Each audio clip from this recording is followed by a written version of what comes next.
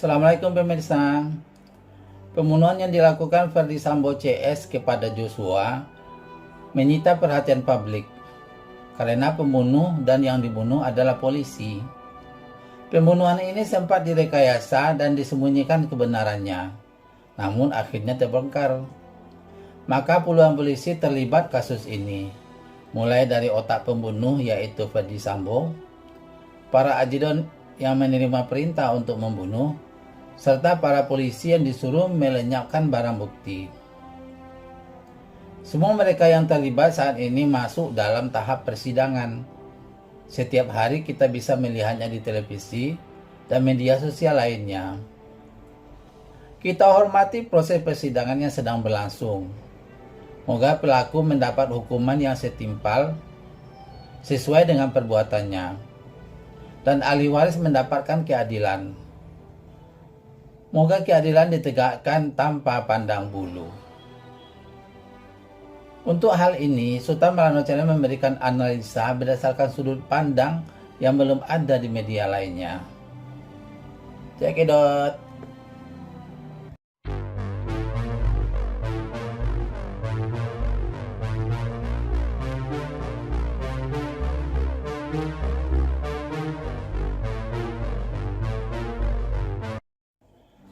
Satu, telah terjadi pembunuhan berencana.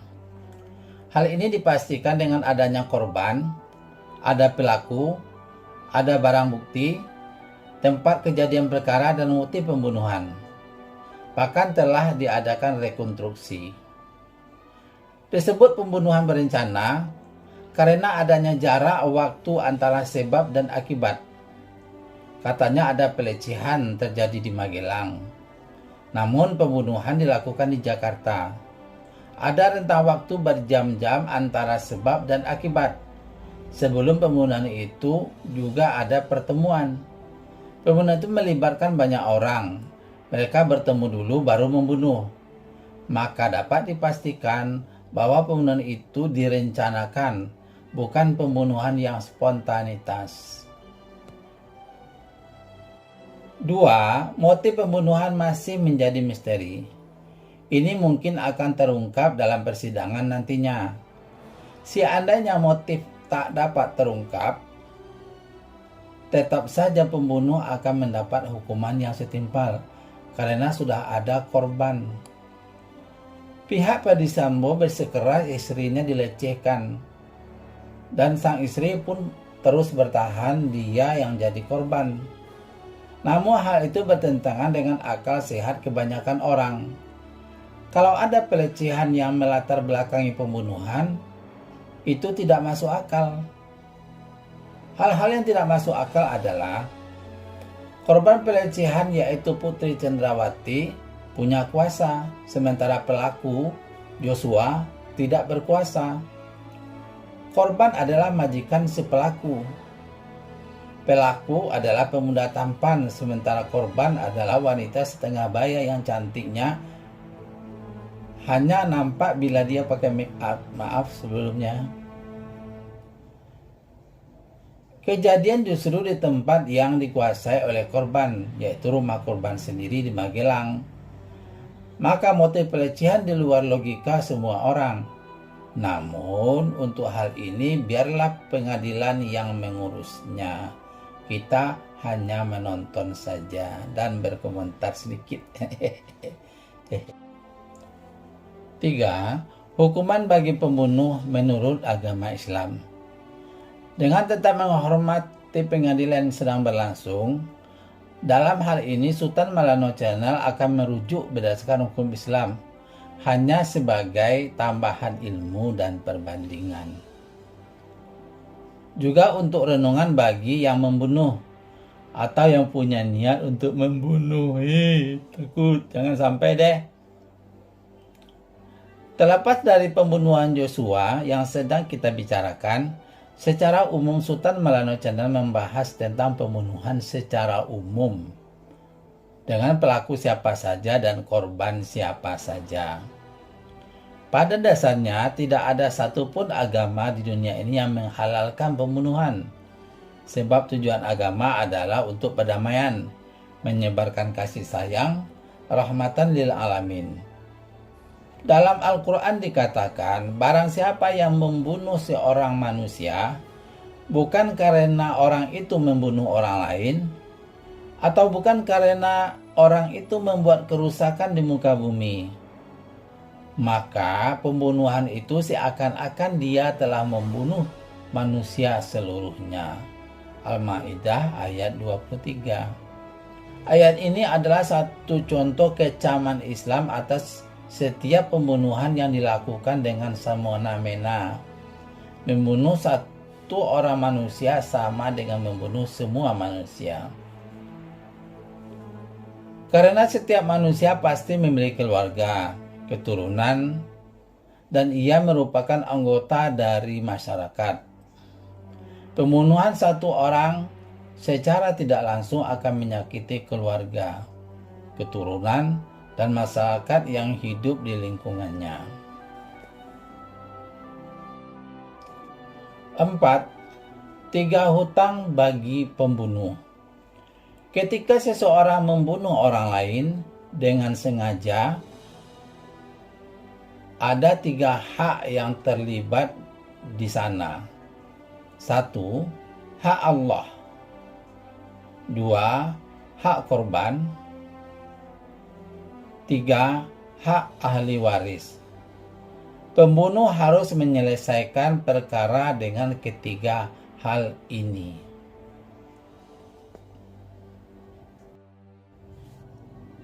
Pertama, hak kepada Allah. Membunuh seseorang termasuk dosa besar yang sangat Allah murkai. Allah memberikan ancaman yang sangat keras bagi orang yang membunuh dengan sengaja. Di antara firman-Nya, barang siapa yang membunuh orang mukmin dengan sengaja, maka balasannya ialah Jahannam. Ia kekal di dalamnya, Allah murka kepadanya, mengutukinya, serta menyediakan azab yang besar baginya. Al-Quran Surah An-Nisa ayat 93. Hak Allah ini bisa gugur jika pelaku secara serius bertaubat, memohon ampun atas dosa yang telah dilakukannya.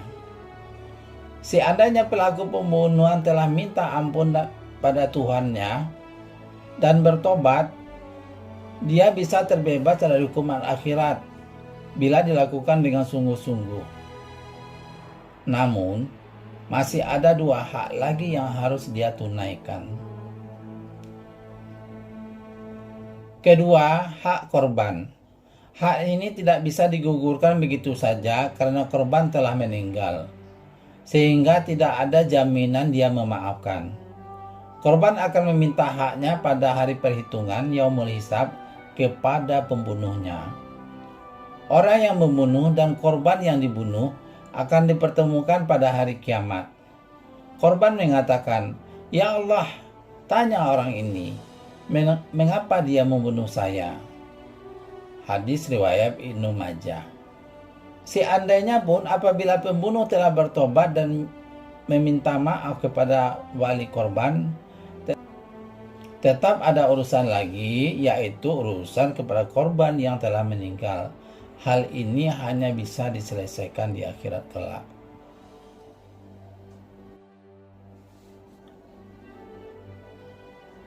Ketiga, hak wali korban. Wali korban bisa menuntut pada hakim 2 pilihan. Pilihan pertama, qisas. Nyawa dibalas nyawa. Artinya, si pembunuh dihukum mati. Wali korban bisa menuntut hukuman pancung untuk pelaku pembunuhan. Pelaksanaan hukuman ini hanya dilakukan oleh pemerintah atau aparat hukum. Islam memotivasi agar pihak ahli waris menggugurkan hukuman qisas bagi pelaku dengan memaafkannya, asalkan pelaku tidak dikenal sebagai orang jahat. Selanjutnya, si pembunuh wajib menunaikan pilihan kedua, yaitu diyat. Pilihan kedua, membayar diat. Diat dalam kasus pembunuhan ada dua. Satu, diat ringan. Diat ini berlaku untuk pembunuhan tidak disengaja atau tidak direncanakan. Dua, diat berat. Diat ini berlaku untuk pembunuhan yang sengaja atau pembunuhan berencana. Diat besar itu senilai 100 ekor unta.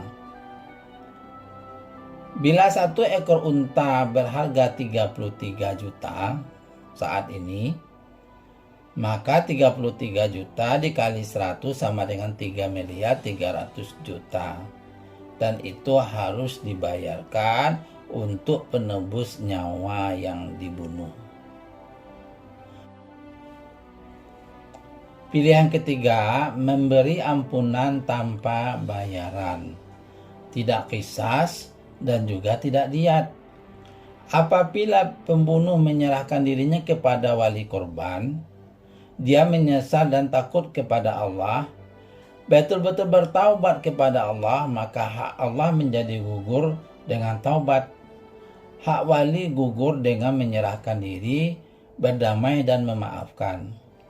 Minta maaf di sini benar-benar minta maaf dengan penyesalan, bukan sebuah kata maaf yang dikonsep dan diketik kemudian dibaca. Minta maaf dengan mengakui kesalahan tanpa syarat apa-apa.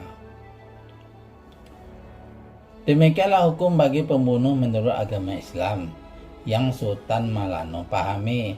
Mohon maaf bila ada kesalahan. Mari kita hormati proses hukum yang sedang berlangsung. Apa yang saya sampaikan di atas cukup sebagai ilmu pengetahuan. Kita doakan juga semuanya, baik pelaku maupun keluarga korban, jaksa, pengacara, dan hakim. Semua yang terlibat, termasuk semua rakyat yang mengikuti kasus ini dari media, agar diberikan rahmat dan karunia oleh Sang Pencipta. Jangan lupa subscribe, like, dan share. Assalamualaikum.